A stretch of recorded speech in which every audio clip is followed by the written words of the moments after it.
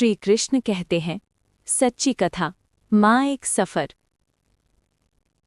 श्री कृष्ण कहते हैं, कौन सी स्त्री के भाग्य में पुत्र नहीं होता और उसे जीवन भर निसंतान रहना पड़ता है?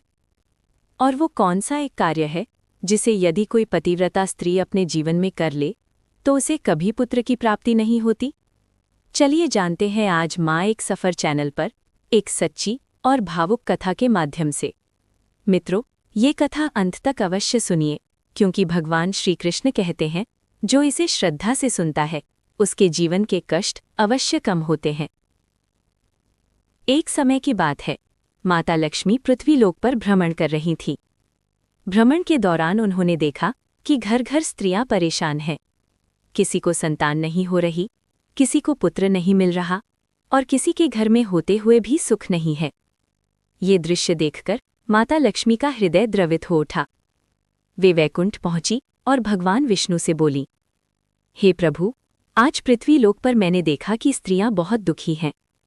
किसी को संतान नहीं, किसी को पुत्र नहीं। आखिर ऐसा क्यों होता है? किस स्त्री के भाग्य में पुत्र नहीं होता और कौन से उपाय से पुत्र की प्राप्ति होती है? भगवान विष्णु मंद मुस्कान के साथ बोले, हे देवी, मैं तुम्हें एक कथा सुनाता हूँ। इसे ध्यान से सुनना, क्योंकि ये कथा समस्त पृथ्वीवासियों के लिए वरदान है। सेठ का घर और राधिका। एक गांव में एक सेठ रहता था। उसके 2 बेटे थे। बड़ा बेटा और उसकी पत्नी बहुत अच्छे स्वभाव के थे, लेकिन सेठ की पत्नी और छोटा बेटा बहुत दुष्ट स्वभाव के थे। छोटा बेटा गुंडों जैसा व्यवहार करता था। कभी किसी से जबरदस्ती पैसे मांगता तो कभी किसी को मार देता। गांव के लोग उससे डरते थे।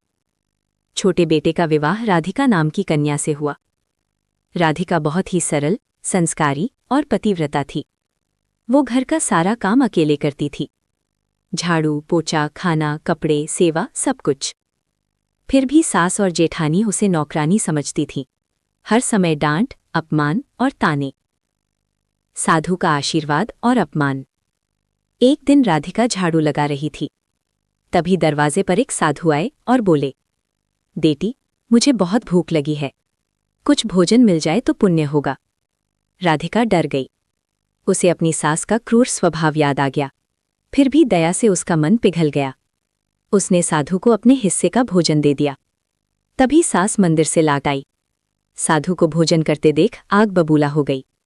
मेरे घर को धर्मशाला समझ रखा है। और साधु को धक्के देकर बाहर निकाल दिया। भोजन भी फेंक दिया। साधु कुछ नहीं बोले, पर उनका मौन बहुत कुछ कह गया। पुत्री और अत्याचार। बड़ी बहू को पुत्री हुई। सास को यूं पसंद नहीं आया। उसने बच्ची को जंगल में छोड़ दिया। राधिका कांप उठी। उसे डर लगने लगा।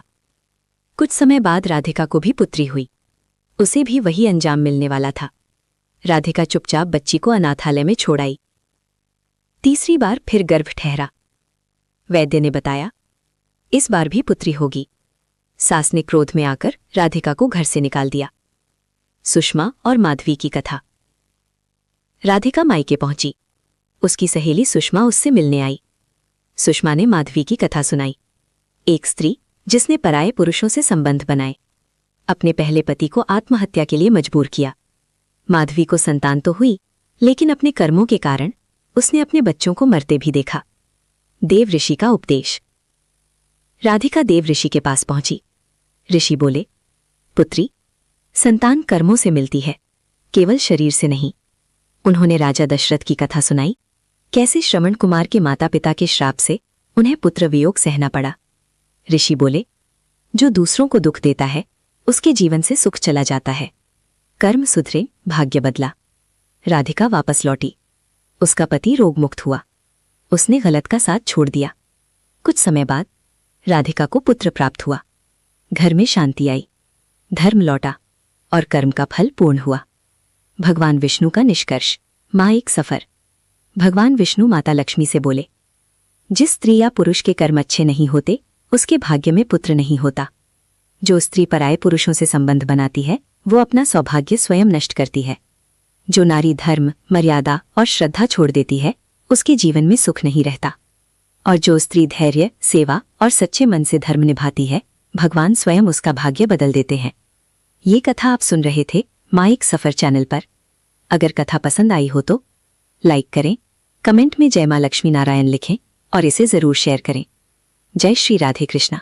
जय माँ एक सफ़र।